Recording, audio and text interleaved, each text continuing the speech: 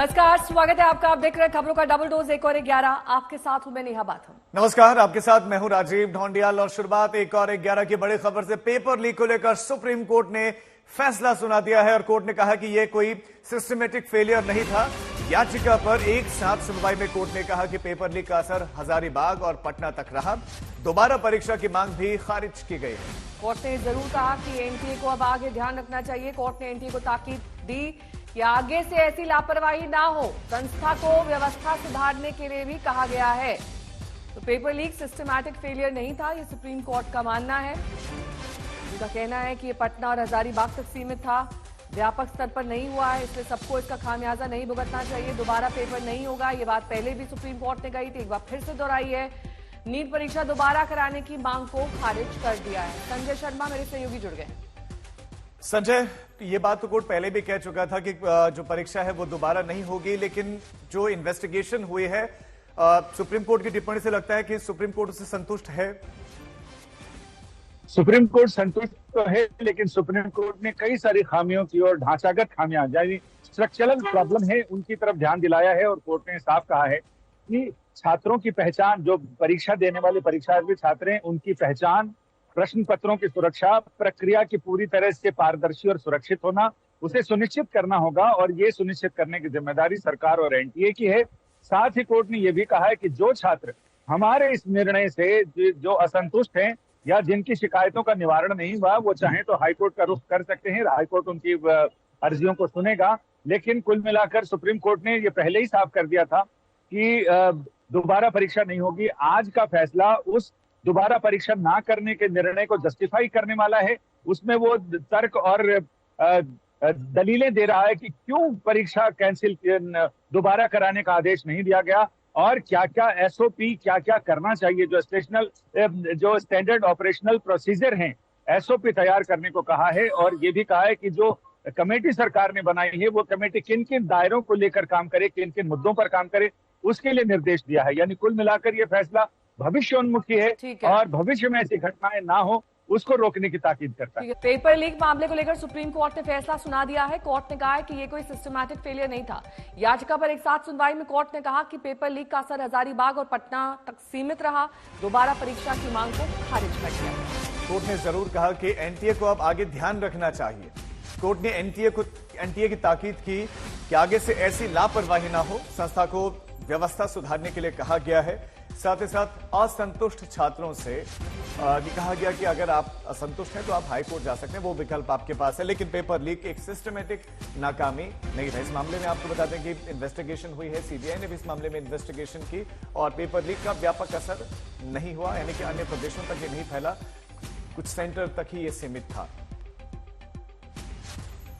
तो नीट परीक्षा दोबारा कराने की मांग खारिज। उधर सुप्रीम कोर्ट ने कहा है कि पेपर लीक का मामला 2 शहरों तक सीमित था, इसलिए इसे सिस्टमैटिक फेलियर नहीं कहा जा सकता। तो नीट के उन अभ्यर्थियों के लिए जिन्होंने एग्जाम दिया, इस आस में सुप्रीम कोर्ट से फिर से एक तरीके से बड़ा झटका उनके लिए कि सुप्रीम कोर्ट से किसी तरह की उनको राहत नहीं मिलने वाली है। जो रिजल्ट है वो वैसा ही रहेगा, किसी तरह का रीनीट भी नहीं होगा, दोबारा एग्जाम भी नहीं होगा। यानी कि काउंसलिंग में उन्हीं नंबर्स के साथ उनको आगे बढ़ना होगा जो नंबर उनको प्राप्त हुए हैं। दरअसल नीट के अभ्यर्थी ये आरोप लगा रहे थे कि जो पेपर लीक हुआ है उसका असर सिर्फ कुछ सेंटर तक सीमित नहीं है, बल्कि इसका असर व्यापक है। संजय शर्मा मेरे सहयोगी जुड़ गए हैं तमाम जानकारी के साथ। संजय, ये सिस्टमैटिक फेलियर नहीं है, ऐसा सुप्रीम कोर्ट ने इसलिए कहा है कि 2 जगहों तक सीमित है, या फिर जो जांच के बाद सामने आया है उससे सुप्रीम कोर्ट ने ये टर्म यूज किया है? सुप्रीम कोर्ट ने सारी चीजें सुनने के बाद ये तय किया है कि इसमें ब्रीच जैसी कोई ऐसी स्थिति नहीं थी जिससे कि पूरी परीक्षा की पवित्रता प्रभावित हो रही थी। कोर्ट ने ये जरूर साफ किया है कि इसकी वजह से छात्रों को दिक्कत जरूर हुई, लेकिन एसओपी में बदलाव किया जाए तो इन चीजों को दुरुस्त किया जा सकता है। और जो वो सुझाव दे रहे हैं, इसके अलावा विशेषज्ञ समिति अपने सुझाव देगी, एक एसओपी तय करेगी जिस एसओपी की वजह से भविष्य में ऐसी घटनाएं ना हो, इसको सुनिश्चित किया जाए। यानी आज के फैसले में सुप्रीम कोर्ट ने बहुत सारी चीजों को दोहराया है और उसको जस्टिफाई करते हुए कहा है कि सिर्फ दोबारा परीक्षा कराना कोई सोल्यूशन नहीं था।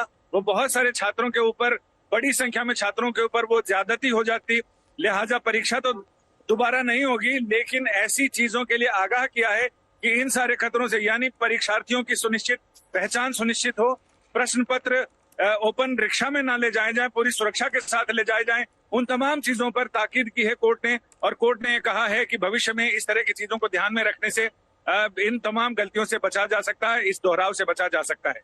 जी संजय, बहुत शुक्रिया आपका इस तमाम जानकारी के लिए। उत्तर प्रदेश में कई दिन से जारी सियासी कोल्ड वॉर अब खुलकर सामने आ रहा है। बात प्रतिष्ठा तक आ गई है।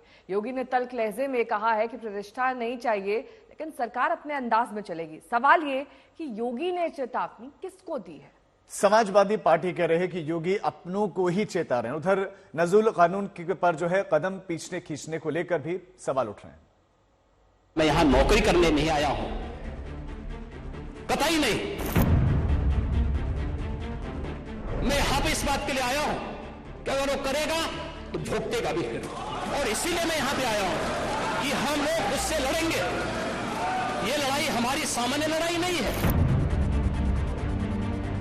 ये प्रतिष्ठा की लड़ाई भी नहीं है। मुझे प्रतिष्ठा प्राप्त करनी होती तो मुझसे से ज्यादा प्रतिष्ठा अपने मठ में मिल जाती है, कोई आवश्यकता नहीं मेरे लिए। सीएम योगी का ये तेवर, ये अंदाज बता रहा है कि वो हर लड़ाई लड़ने को तैयार है, अपनों से भी और सियासी विरोधियों से भी। सीएम योगी के अंदाज में तल्खी, वो जताना और बताना चाह रहे हैं कि कोई उनको कमजोर ना समझे। लेकिन सीएम योगी ने विधानसभा में प्रतिष्ठा की बात की तो समाजवादी पार्टी को तंज करने का मौका मिल गया। अखिलेश ने कहा कि योगी विधानसभा में प्रतिष्ठा पर जो चेतावनी दे रहे थे वो अपनी ही पार्टी वालों को दे रहे थे। अखिलेश ने ट्वीट किया, दिल्ली का गुस्सा लखनऊ में उतार रहे हैं। उनकी प्रतिष्ठा को ठेस किसने पहुंचाई? सामने वालों को बता रहे हैं, लेकिन कह रहे हैं पीछे वालों को। कोई है पीछे? यानी बात प्रतिष्ठा पर अटकी। योगी कह रहे हैं प्रतिष्ठा के लिए नहीं आया, अखिलेश कह रहे हैं प्रतिष्ठा के लिए नहीं आया। ये बात सबको योगी कहते हुए दिख रहे हैं। अखिलेश कह रहे हैं कि वो ये बात बीजेपी वालों को ही कह रहे हैं। इतना तो साफ है कि यूपी में सियासत कई स्तर पर हो रही है। नजूल जमीन कानून को लेकर कई सवाल उठे। कहा गया कि योगी सरकार को क्या इस बात का अंदाजा नहीं था कि सहयोगी दलों के साथ साथ बीजेपी के अपने नेता इस कानून को लेकर सहमत नहीं है। इस कानून पर जिस तरीके से योगी सरकार बैकफुट पर आई, उसके अंदर बीजेपी की अंदरूनी सियासत भी दिखी। सवाल यह है कि क्या विधानसभा में इसे पास करने के बाद सरकार को लगा कि यह जल्दबाजी में हो गया, जमीन का यह मुद्दा सरकार के गले की हड्डी बन जाएगा। अगर ऐसा हुआ तो फिर केशव मौर्य ने इसे पेश क्यों किया? क्या डिप्टी सीएम केशव मौर्य को अंधेरे में रखा गया था? केशव मौर्य के तेवर भी कम तल्ख नहीं है। याद कीजिए उनके दो बयान। केशव प्रसाद मौर्य पहले ही संगठन को सरकार से बड़ा बताकर और सरकार के बूते चुनाव न जीतने जैसे दो बयान दे चुके हैं। अंदरूनी खींचतान पर बीजेपी के नेता तो इशारों इशारों में बयान करते रहे, लेकिन अखिलेश यादव ने सीधे तौर पर कहा कि दिल्ली और लखनऊ के बीच जबरदस्त खींचतान मची है। उत्तर प्रदेश से जब से हारे हैं तब से कोई नमस्कार नहीं कर रहा है। तकलीफ वो है आपको।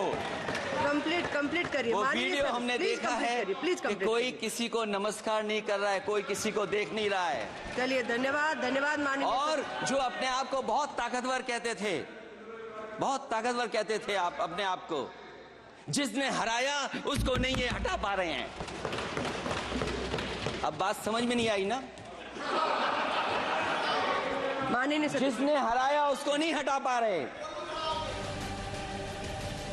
सवाल है कि क्या यूपी बीजेपी में सब कुछ ठीक नहीं चल रहा? क्या यूपी बीजेपी के नेताओं में आपसी भरोसे की कमी है? क्या सीएम योगी एक साथ दो मोर्चों पर जूझ रहे हैं? अभी ये जंग बयानों से लड़ी जा रही है, इशारों में, संकेतों में वार पलटवार हो रहे हैं, लेकिन तलखी जमीन पर साफ दिखाई दे रही है। अभिषेक मिश्रा और समर श्रीवास्तव के साथ कुमार अभिषेक, आज तक। उधर यूपी कांग्रेस के अध्यक्ष बीजेपी के अंदरूनी खींचतान पर कहते हैं कि ये लड़ाई केंद्र और राज्य की है। केशव प्रसाद मौर्य तो एक कठपुतली है। आपस में ये लड़ाई केंद्र और प्रदेश की है। केशव मौर्य एक पपेट की तरह, एक मुखौटे की तरह काम कर रहे हैं। पूरी लड़ाई केंद्र और प्रदेश की है। योगी कल विधानसभा में तीखे तेवर में दिखे और उन्होंने प्रतिष्ठा की बात की, सरकार की सख्ती का संकेत दिया और विरोधी समाजवादी पार्टी को कानून व्यवस्था पर जमकर घेरने की कोशिश की। हम आपको सुनवाते हैं कि योगी ने कल कानून व्यवस्था पर क्या कुछ कहा था। कि जो गोमती नगर की घटना है, उस घटना में भी हम लोगों ने जवाबदेही तय की है। उसके अपराधियों की सूची भी मेरे पास आई है। ये अपराधी हैं। पहला अपराधी है पवन यादव, दूसरा अपराधी है मोहम्मद अरबाज। ये सद्भावना वाले लोग हैं, यानी सद्भावना। अब इनके लिए सद्भावना ट्रेन चलाएंगे, इनके लिए बुलेट ट्रेन चलेगी, चिंता मत करो। और उस बुलेट ट्रेन की तैयारी की जा रही है। और इसीलिए महिला सुरक्षा हमारे लिए सर्वोच्च महत्व रखता है। हमने इस बात को पहले दिन कहा है, कोई खिलवाड़ करेगा तो उसका खामियाजा भुगतेगा। हम लोगों ने इस बारे में हम लोगों ने आश्वस्त किया, एक एक बेटी को, एक एक बहन को हम लोगों ने इस बात के लिए आश्वस्त किया है। और मैं फिर इस बात को कह सकता हूं, इस घटना को हमने गंभीरता से लिया है और गंभीरता से लेने का परिणाम है पूरी चौकी को सस्पेंड किया है, इंस्पेक्टर को सस्पेंड किया है, डिप्टी एसपी, एडिशनल एसपी और डीसीपी, इन सबको वहां से चेंज करके इनके खिलाफ भी कार्रवाई हमने प्रारंभ की है। अयोध्या का यह मामला है जिसमें अयोध्या में मोइन खान, जो समाजवादी पार्टी का नेता है, अयोध्या के सांसद की टीम का सदस्य है, 12 वर्षीय एक नाबालिग बच्ची के साथ दुष्कर्म का कृत्य में शामिल पाया गया। अभी तक समाजवादी पार्टी ने उसके खिलाफ कार्रवाई नहीं की है। मैं ये नहीं समझ पा रहा हूं कि ये सब क्या है। अब क्या ये कोई समाजवादी पार्टी ना बोले? आपका एक्टिव मेंबर है, आपके सांसद के साथ बैठ रहा है, खा रहा है, उनके साथ चल रहा है, लेकिन इस प्रकार के, और यह अति पिछड़ी जाति से जुड़ी हुई एक बालिका से जुड़ा हुआ मामला है और इस प्रकार की घटिया हरकत में वह लिप्त है, लेकिन तब भी उसको हल्केपन से उड़ाने का काम होता, यानी हल्केपन से लेने का काम होता है।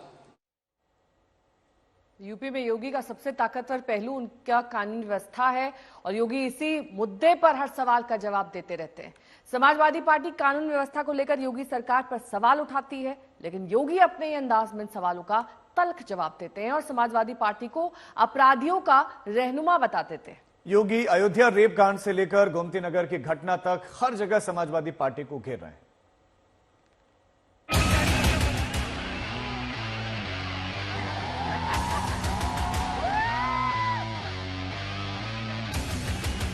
जो गोमती नगर की घटना है, उस घटना में भी हम लोगों ने जवाबदेही तय की है। उसके अपराधियों की सूची भी मेरे पास आई है। ये अपराधी हैं। पहला अपराधी है पवन यादव, दूसरा अपराधी मोहम्मद अरबाज। ये सद्भावना वाले लोग हैं, यानी सद्भावना।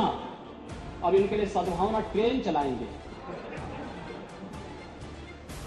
इनके लिए बुलेट ट्रेन चलेगी, चिंता मत करो। और उस बुलेट ट्रेन की तैयारी की जा रही है। यूपी में एक जंग बीजेपी में अंदरूनी तौर पर चल रही है, तो दूसरी सत्ता पक्ष और विपक्षी समाजवादी पार्टी के बीच भी चल रही है। योगी का ये बयान बता रहा है कि वो फुल फॉर्म में है। कानून व्यवस्था को लेकर खास तौर पर समाजवादी पार्टी हमलावर है। दूसरी तरफ योगी समाजवादी पार्टी को महिला अपराध को लेकर ही पूरी ताकत के साथ घेर रहे हैं। पहले योगी ने विधानसभा में महिला अपराध को लेकर मुलायम सिंह तक के बयान की याद दिला दी और कहा कि समाजवादी पार्टी के लोगों का नाम ही महिला अपराध में क्यों आता है। ये मामला अभी ठंडा भी नहीं हुआ था कि अब लखनऊ की इस घटना को लेकर समाजवादी पार्टी और बीजेपी के बीच आरोपों की जंग छिड़ गई है। विवाद इस घटना के सिर्फ 2 आरोपियों के नाम लेने को लेकर हुआ। सीएम योगी पर आरोप है कि उन्होंने सियासी फायदे के लिए 2 ही लोगों के नाम बताकर समाजवादी पार्टी को निशाना बनाया। ऐसा है, मेरा सिर्फ ये कहना है, कोई भी कानून व्यवस्था का मामला है उसमें कार्रवाई होनी चाहिए। इसके लिए हाँ कोई ऐसा नहीं है कार्रवाई नहीं होनी चाहिए, सख्त कार्रवाई होनी चाहिए, लेकिन घटना का रुख अदरवाइज नहीं मोड़ना चाहिए।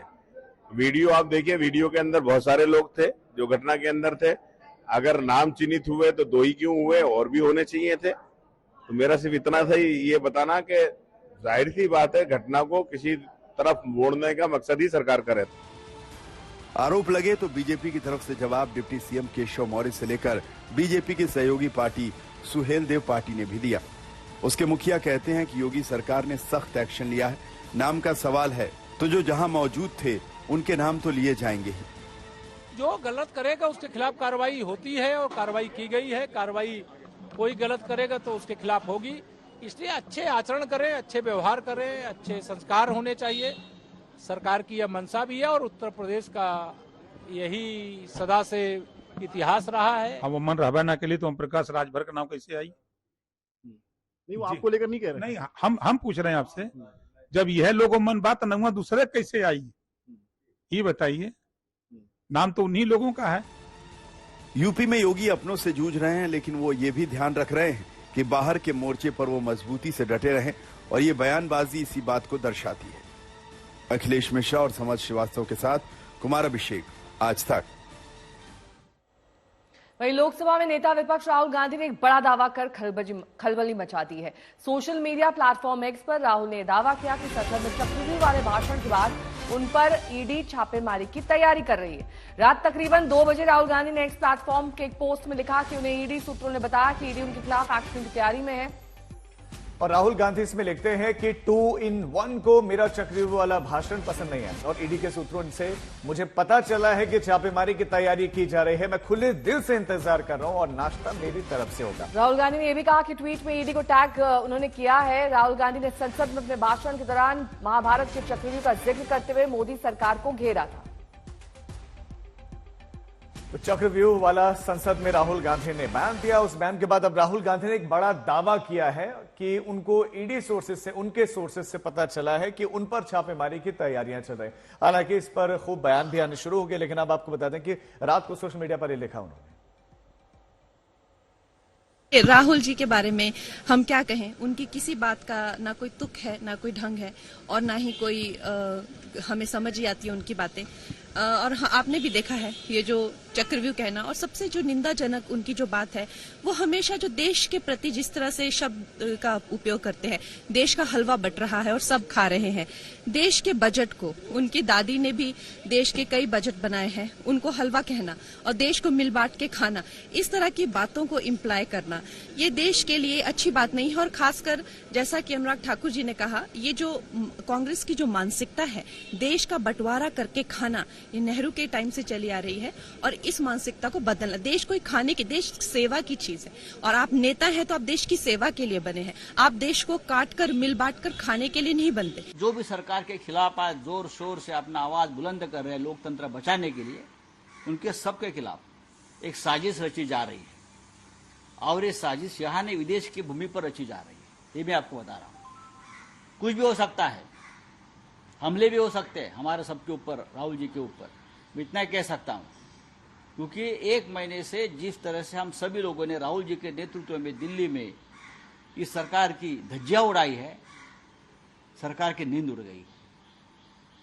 और ये फिर एक बार ये सब गैर कानूनी काम, मिसयूज ऑफ सेंट्रल एजेंसीज करके या गुंडों की मदद लेकर हम सब पर हमले हो सकते हैं। Thank you.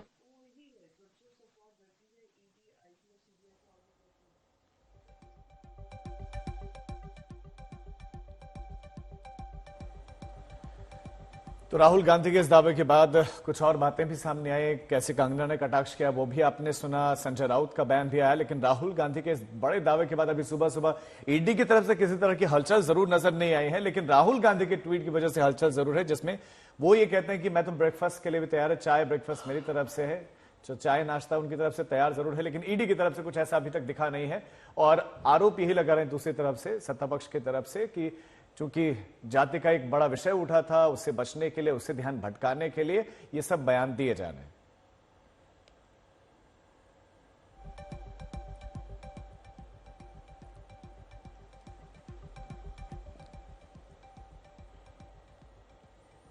वहीं राहुल गांधी का यह दावा है कि चक्रव्यूह वाले बयान से सरकार खुश नहीं है, इसलिए छापेमारी कर रही है। आखिर राहुल ने ऐसा क्या कहा जिससे उन्हें छापे की आशंका हो रही है? आइए आपको दिखाते हैं राहुल गांधी का वो चक्रव्यूह वाला बयान। एक नया चक्रव्यूह तैयार हुआ है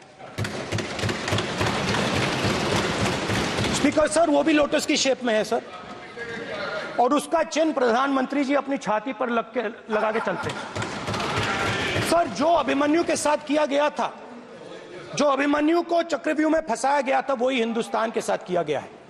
हिंदुस्तान के युवाओं के साथ, हिंदुस्तान के किसानों के साथ, हमारी माताओं बहनों के साथ, स्मॉल बिजनेसेस के साथ, मीडियम साइज बिजनेस के साथ। सर, अभिमन्यु को 6 लोगों ने मारा था।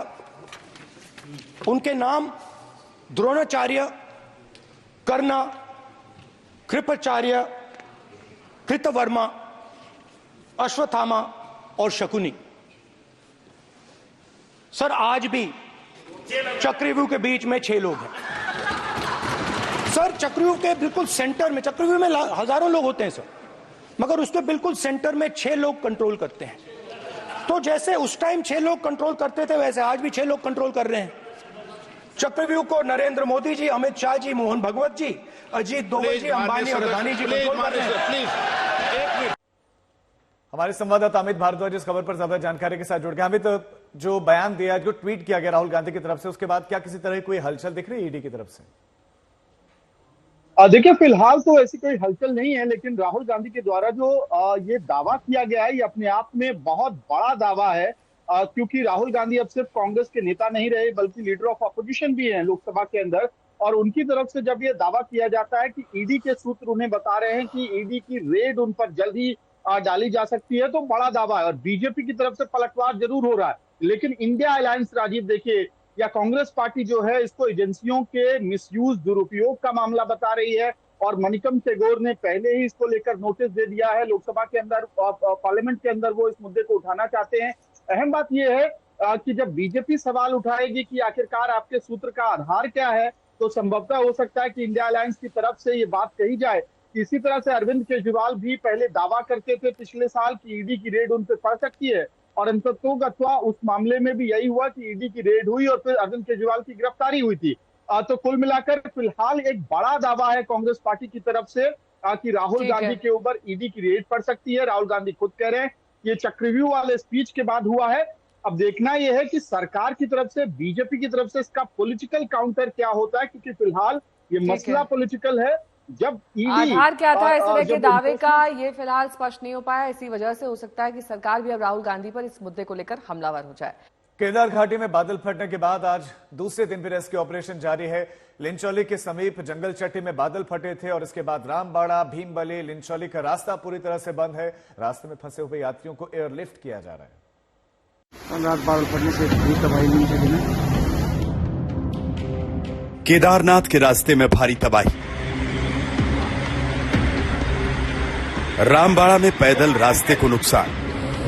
ये रामबाड़ा है जो यहाँ पर के दोनों पुल बह चुके हैं। मंदाकिनी नदी पर बने 2 पुल बहे। रास्तों में फंसे हजारों यात्री। रुद्रप्रयाग जिले में बादल फटने के साथ लैंडस्लाइड की तबाही। ये तस्वीरें सोनप्रयाग केदारनाथ हाईवे की हैं, जहां लैंडस्लाइड की चपेट में सड़क का एक बड़ा हिस्सा आ गया है। हाईवे के एक सिरे पर श्रद्धालु दिख रहे थे। एनडीआरएफ की टीम मौके पर पहुंची और श्रद्धालुओं के रेस्क्यू की तैयारी शुरू हुई।